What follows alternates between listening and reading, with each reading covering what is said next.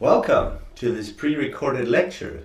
As you can see, I'm actually at home in my home office, under the roof here, where I'm usually working these days, and I've been here for over a year, and I'm sure most of you have as well.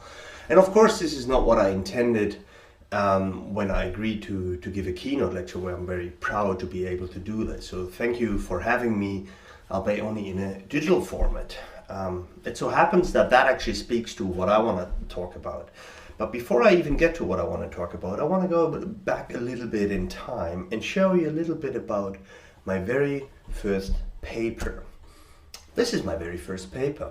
I was a very young doctoral student, and I had some work from my master thesis, I believe, and I submitted that to a workshop with one of the main conferences that are about information systems engineering, software development, systems engineering, systems analysis and design.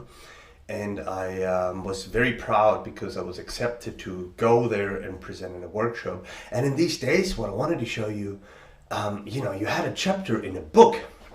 There was no PDF, there was no digital file, there was no DOI at that time. You actually had a book, and I have it somewhere. And I had to look it up. You can see me here that I took a picture of it so I can show it to you. Two things. Number one, research was different back then, wasn't it?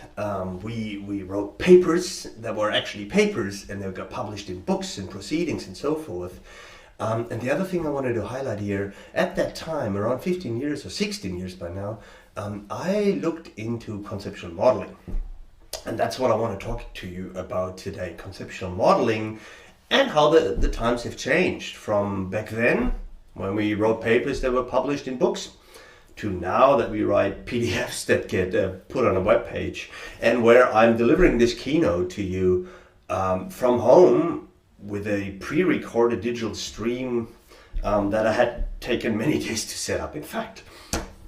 So the question that I want to ponder today is whether the world that has changed, as I will try to show to you, whether it really has changed a lot, and whether we as researchers that are looking at systems analysis, system specification, software design, software development, are really up to speed with what's going on in the real world. And as a keynote, of course you can imagine that my answer to this question is, no, we're not, and we need to change, and we need to get better, and so forth. All right, so I want to provoke you a little bit.